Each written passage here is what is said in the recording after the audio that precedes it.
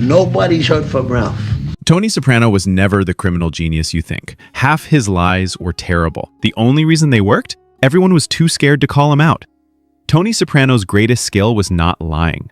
It was making people accept the lie without daring to challenge it. He disappears. He never comes home. They know, but they don't know. The man's entire empire rested on, they know, but they don't know. That peculiar mob state equilibrium where no one is fooled, yet everyone pretends they are. Your uncle was a rat. No fucking way. Sit down. The Richie Aprile rat story is a perfect example. An implausible fabrication delivered with the confidence of someone who knows the truth is irrelevant. The absurdity is obvious. Richie, fresh out after 10 years in prison, had every opportunity to trade loyalty for freedom when it would have actually benefited him. If a decade behind bars didn't break him, why would freedom suddenly inspire him to flip? His old-school mob pride, violent, erratic, and psychopathic though it was at least consistent in its contempt for informants. The only reason Tony's lie worked was because Jackie Jr., patron saint of dim-witted mob offspring, lacked both the intellect and the social capital to question it. That code, that's a soldier's oath. I could see that. But the problem is, nobody lives it no more. This is where Tony's hypocrisy shines brightest. He endlessly sermonizes about the code and honor, yet often finds himself at war with the very people who still believe in those ideals. Richie was framed as a rat. Poor fucking Feach Lamana. Tony sent the wrong ex-con back to jail. Feach was conveniently served to the feds. In both cases, the moral high ground Tony claimed was little more than a prop. For him, mob affiliation wasn't a sacred brotherhood. It was a blanket justification for self-interest. The code was there to be invoked when it benefited him, discarded when it didn't. When Tony lies, the effectiveness rarely comes from believability.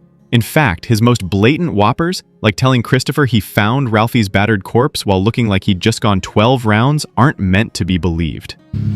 Nobody's heard from Ralph. They're declarations of an official story, a script no one is allowed to rewrite. Christopher, drug-addled and dim though he may be, knew better than to challenge the boss outright. Let's point out, too, it's only been alleged something was said. He allegedly said what he said to a group of people. Plausible deniability isn't about convincing, it's about establishing boundaries around what can be openly discussed. That said, Tony is capable of real artistry when he chooses. His most convincing lies contain a sliver of truth or a double meaning that allows him to deliver them without hesitation. His conversation with Jackie Jr. about Richie, "You ask anybody, this hurt all of us," is exactly that.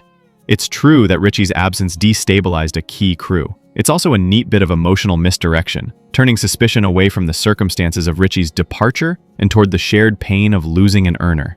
This method works because it plays to his audience's self-interest. A destabilized crew hurts everyone's bottom line. The irony is that Richie's own flaws would have kept him from the top even without Tony's interference. He's lucky I didn't know rap fuck. Because the law knows that was no random hidden. Impatient, confrontational, and unable to adapt to new rules, he had no interest in slow reintegration. His push for power guaranteed his downfall. And after Richie and Jackie Jr.'s deaths, that crew became a revolving door of capos, a lingering consequence of Tony's short-sighted maneuvering. Having that Kumar on the side helps. I told you I'm not seeing him anymore. Tony's world is built on open secrets. Everyone knows he's a mobster. Everyone knows he cheats on his wife. Everyone knows he sees a psychiatrist. This omerta concept. The lies he tells are rarely about hiding reality. They're about managing how it's spoken about. Even the comical ones, like the geese flying south to New Jersey, are delivered with such smug condescension that disbelief becomes secondary to enduring the performance. Machiavelli would approve. Tony often references the philosopher's approach to leadership: cunning, deception, and self-preservation over popularity.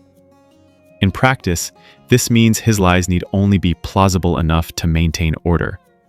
Weakness gets rid of fucking treason. You know what? Fuck you. I don't want to hear about your fuck. Challenging them risks destabilization, or worse, personal harm. In such an environment, questioning the boss's word is less about seeking truth than about gambling with one's life. Don't start with the witness protection again. This dynamic explains why even transparent nonsense, Pussy and witness protection, Richie as an informant, Ralphie's unexplained demise, becomes true by force of will. The audience for these lies is not expected to believe them. They are expected to repeat them. It's the same principle behind every mobster's creed. Deny, deny, deny. In Tony's universe, confession is suicide, and the performance of belief is more important than belief itself. Shit, if you're working with Walmart, knock it the fuck off.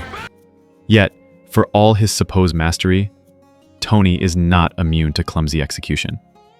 His confrontation with Jackie Jr. could have been far more effective had he framed it as an interrogation, demanding to know when Jackie last saw Richie, implying DEA pressure, and only then introducing the possibility of betrayal. Instead, he relied on blunt assertion and Jackie's intellectual limitations. It worked, but only because the target was, as one observer put it, a stewnod of the first magnitude. And perhaps that is the real key to Tony's success as a liar. He operates in an ecosystem where everyone is compromised. His audience is made up of opportunists, sycophants, and equally self-serving liars. They don't believe him because he's convincing. They believe him because it's safer. Do you have any qualms about how you actually make a living? Strip away the mythology, and the entire code of honor these men cling to is revealed as what it always was: a mechanism for exploitation. Richie's pride, Feech's stubbornness, even Tony's manipulation of old ways versus new rules all serve one purpose: to justify the boss's power. The truth doesn't matter.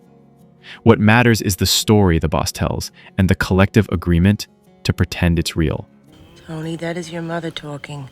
In the end, Liv was right. It's all a big nothing.